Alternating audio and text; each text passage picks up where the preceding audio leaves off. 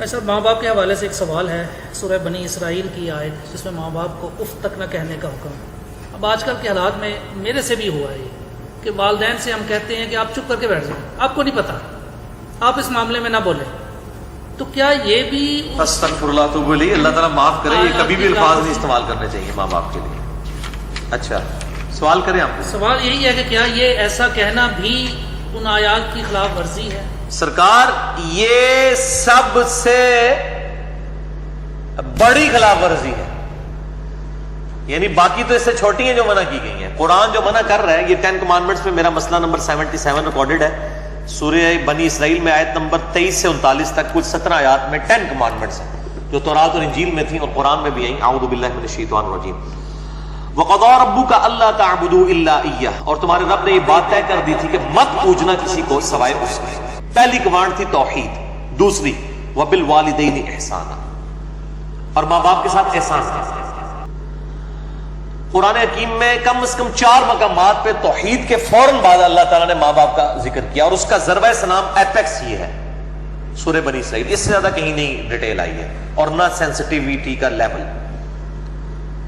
اما یبلغن عندک الکبر، اگر وہ پہنچ جائیں تمہاری موجودگی میں بڑھاپے کی حالت کو، احدہما او کلاہما، چاہے دونوں میں سے ایک چاہے دونوں۔ وہ صحیح مسلم میں حدیث ہے، آپ صلی اللہ علیہ وآلہ وسلم نے فرمایا کہ برباد ہو جائے وہ شخص جس کو ماں باپ دونوں یا دونوں میں سے کوئی ایک بڑھاپے کی حالت میں ملے اور ان کی خدمت کر کے جنت تک کما سکے۔ یہ صحیح مسلم میں، مسلم میں تو اتنی ہی ہے، لیکن ترمذی کے اندر اور مستدرک للحاکم میں وہ بڑی ڈیٹیل حدیث ہے کہ آپ صلی اللہ علیہ وآلہ وسلم 3 سیڑھیاں چڑھے، پہلی سیڑھی پہ فرمایا آمین، پھر دوسری پہ آمین، پھر تیسری پہ آمین۔ پوچھا گیا تو آپ فرمایا کہ جبرائیل علیہ السلام آئے تھے، انہوں نے کہا کہ آپ اللہ کے رسول صلی اللہ علیہ وآلہ وسلم میری دعا پہ آمین کہیں کہ برباد ہو جائے وہ شخص جس کے سامنے آپ کا ذکر ہو اور وہ آپ پر درود شریف نہ پڑھے، اللہم صلی علی محمد وعلی آل محمد، تو میں نے کہا آمین۔ پھر انہوں نے کہا کہ برباد ہو جائے وہ شخص کہ جس کو ماں باپ یا دونوں یا دونوں میں سے ایک کو بڑھاپے کی حالت ملے، ان کی خدمت کر کے وہ جنت تک پا سکے، میں نے کہا آمین۔ اور تیسرا، برباد ہو جائے وہ شخص جس کو رمضان کا مہینہ ملے اور وہ اپنی مغفرت نہ کروا سکے، آپ نے فرمایا آمین۔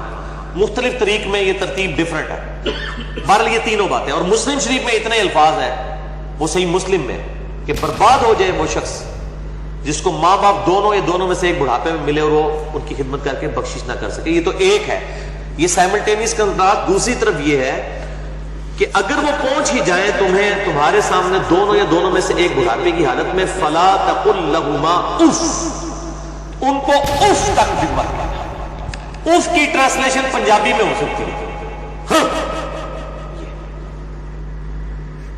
آپ کہہ رہے ہیں کہ جی تسی یہ کہو چپ کر کے بیٹھے رہو، تمہیں نہیں پتا، یہ تو اللہ کے بندے ہو، یہ تو گال ہے، اللہ کے نزدیک تو اتنی بڑی یہ چیز ہے۔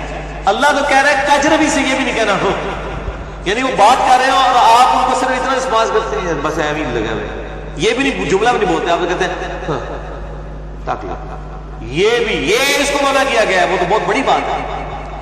ان کو اف تک بھی مت کہنا، ولا تنہرہما، اور ان کو مت جھڑکنا، وقل لہما قولا کریما، اور بات بڑی نرمی سے ان کے ساتھ وخفض لہما جناح الذل من الرحمہ، اور اپنے عاجزی کے ساتھ کندھے جھکا کے رکھنا۔ یعنی آپ غیر اللہ کے سامنے جھک نہیں سکتے اتنا کہ آپ کے ہاتھ گھٹنوں تک لگ جائیں، ماں باپ کے سامنے بھی آپ اتنا جھکیں کہ ہاتھ گھٹنوں تک نہ لگیں، یعنی حالت رکوع نہ بنے۔ اس سے پہلے یعنی آپ نے ایسے ان کے سامنے رہنا، جی ابا جی، جی امی جی، اس طرح اپنے عاجزی کے ساتھ کندھے جھکا کے رکھنا۔ وقل رب ارحمہما کما ربیانی صغیرا، اور ان کے لیے دعا کرنا ہے رب ان دونوں پر رحم فرما جس طرح بچپن میں انہوں نے مجھے رحم کر کے پالا تھا۔ اور یہ وجہ بھی بتا دی کہ بچپن میں چونکہ انہوں نے پالا ہوا ہے، سب سے لاچار انسان کا بچہ ہے۔ بلی کے بچے کو آپ اس ٹیبل پہ رکھ دیں نیچے نہیں گرے گا، اور انسان کا آپ سال کا بچہ بھی رکھ دینا، وہ اگر کروٹ لیتا ہے تو گر پڑے گا، اس کو نہیں عقل کہ میں نے نیچے گرنا یا نہیں گرنا، اتنا لاچار ہے انسان۔ اسی لیے انسان کے ماں باپ کو اتنا حق دیا گیا، چاہے وہ مشرک ہی کیوں نہ ہو۔